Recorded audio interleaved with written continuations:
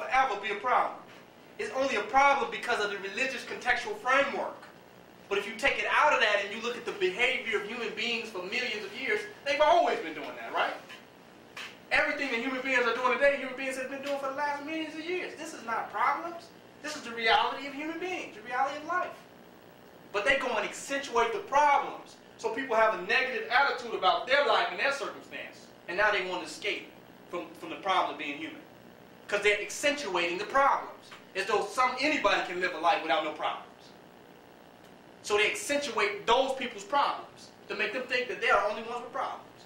Shit, I grew up, I was adopted, and you know, I didn't have this when I was younger, and I didn't have that. Well, everybody didn't have something. Do you understand the point I'm making? Everybody went without something.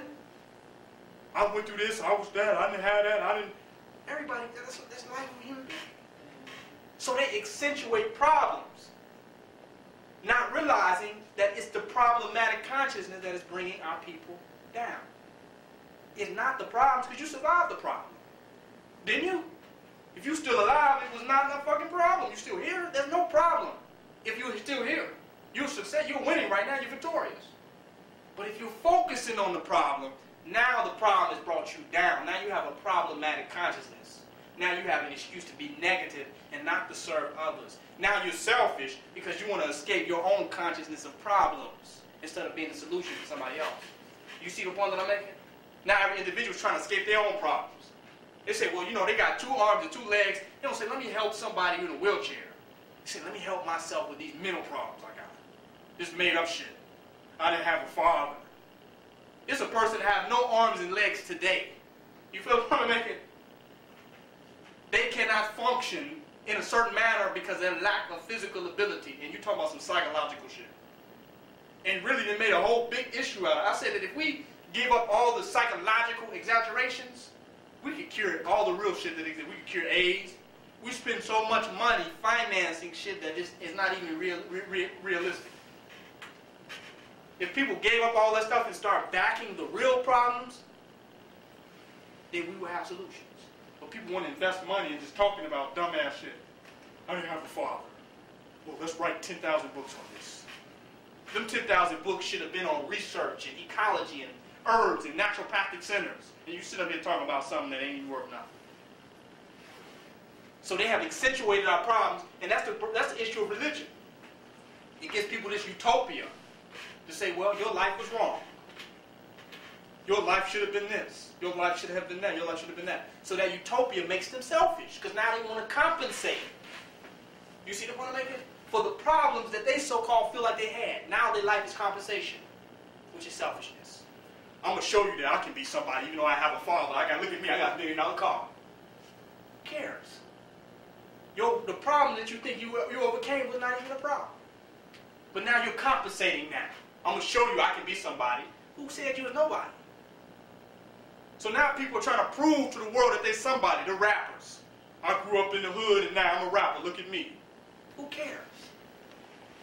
So now the self has been made more significant than the community. And the community is only something now that they can prove themselves to. This mentality hasn't changed. If we don't change that mentality, if we don't change it, it's going to keep going. Now I want to say that I started burning them. My brother bought some blankets. I ran out of blankets. I wanted to say that I'm proud of the people here today for the work that we have done so far. Because I don't want to appear that I'm having this negative dialogue and I'm not happy about the success that we are achieving and reaching the people. Because I'm really happy. You see what I mean? Because we went to the next level. We need to keep it up and get more sincere and be more effective. Because what we're doing is working. We get more centered and get more focused. We can do more. Next festival, next thing to come up, next day, we should be able to go out and hand out 1,000 DVDs, hand out 2,000. Why not? You see the point I'm making? Now we're bringing the consciousness to the people. that's the level we should be able to get to. We should be able to get to doing. And once we reach the people, it does itself on its own.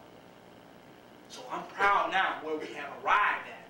Now we're actually, because it's not just the people in the room, it's other people that are working with us that don't necessarily come to the meetings, and I'm putting this information out. So it's awesome how this information movement is growing.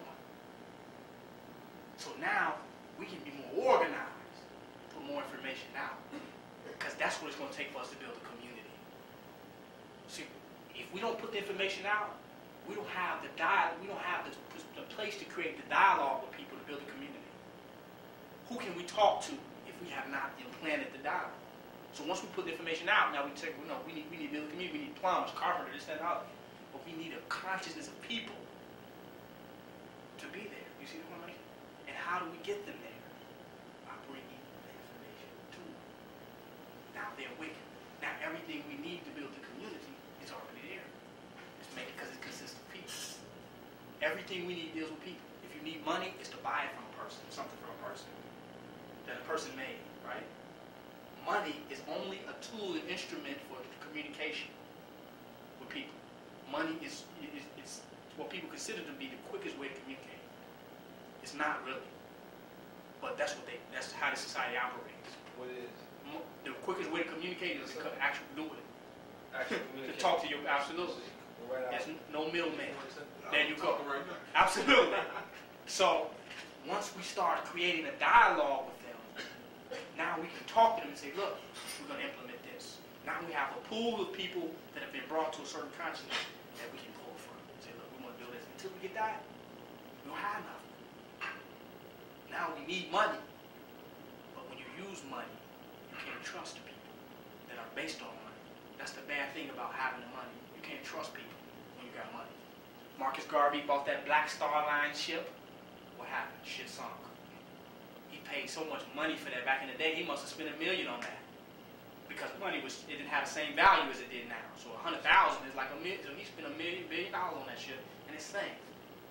But if he had the communication and dialogue with the conscious people that were knowledgeable of that, then it would have been impossible for that to happen. So money does not create a real base. The more money you got, the more people you got around you that want that money. The more people that are about money. So how can you be about money and nation building at the same time? So by putting out this information, we're creating a new dialogue with people. So they can say, yeah, I saw that. I think we can do that.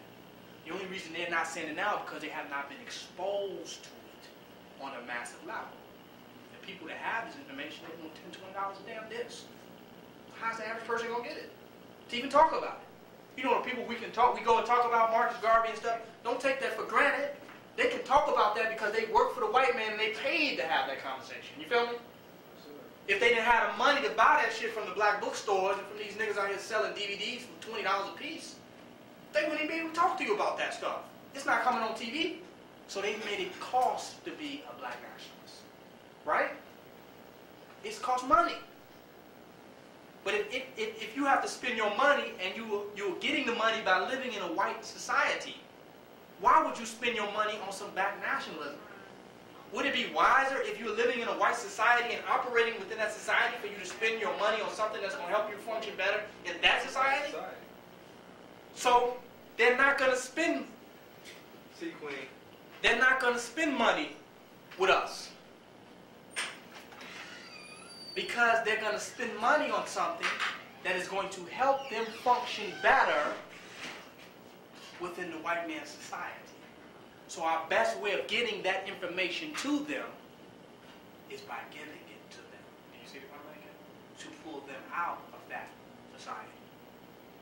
Because if they got to buy something with the hard-earned money that they got from this white man, they might as well buy something that's going to help them function better. It's only logical.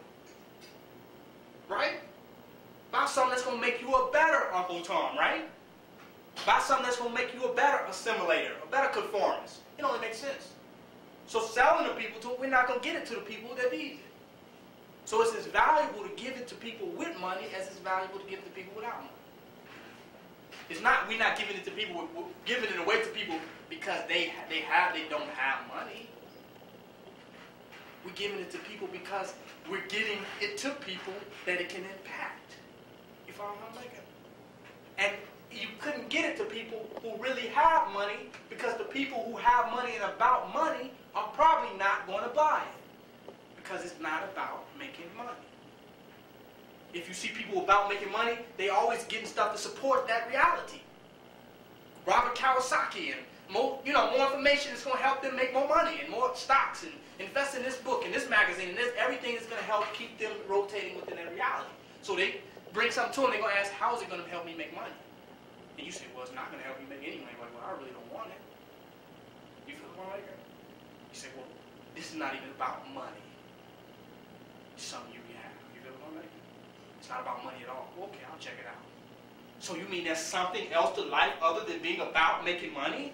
I'll look into it. You see the different perspective? So it's about giving it to people with money as well as it's about giving it to people without money.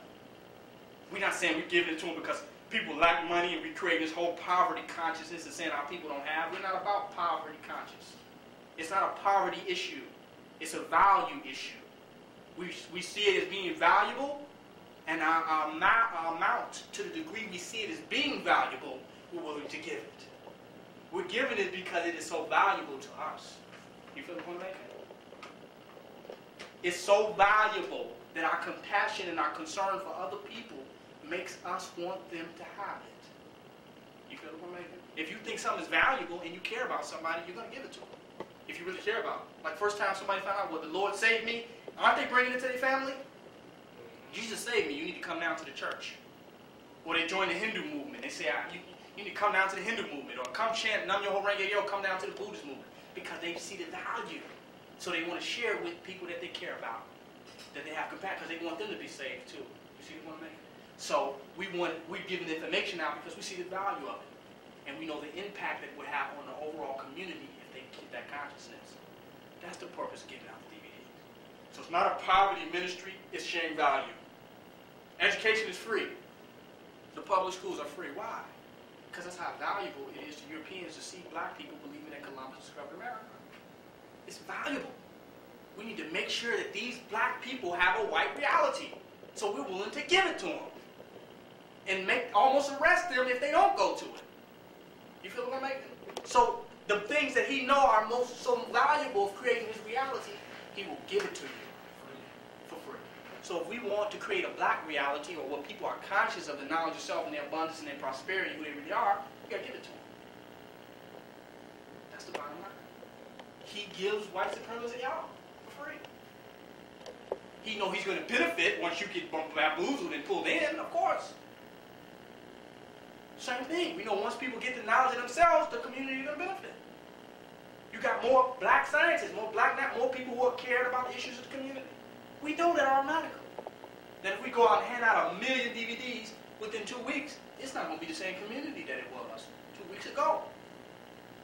That's a bigger, stronger, black conscious community that we can pull from to create a stronger reality. It's the bottom line. Because the people you're seeing, you're going to see them again. Next time you see them, they're a little more conscious than they was. We're giving out DVDs, we found people that we go back and check on them that we didn't even, they hadn't even came to a meeting. We gave them a DVD, we go look them up on MySpace, they didn't change, they got an African name now. Do you see the point I'm making? Because they're being impacted by the information. So now we're creating the reality we want to live in. So the DVD ministry is about us being proactive in creating the reality that we want to live in.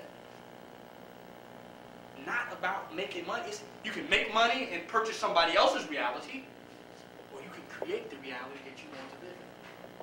So money puts you in the passenger seat. Giving puts you in the driver's seat. See the difference? With money, all you can do is go out and buy somebody else something made. Right? You can only buy something that somebody else has to offer. You go in their store, you see their reality. Go in Marshall Fields, go in Kmart. That's a reality that they created, that you're not consuming. So money puts you in the passenger seat. Your giving puts you in the driver's seat. You want people to see something different? Give them something different. You want them to think something different? Give them something different to think about. It's the bottom line. So the only way we're going to change our community is by giving. And through giving, we receive the abundance of the reality that we create. So this is not a lack movement. We believe in wealth. We just don't define and understand wealth to be white supremacy. Do you see what I'm making? Wealth to us is a black divine reality. Wealth is not standing in TJ Maxx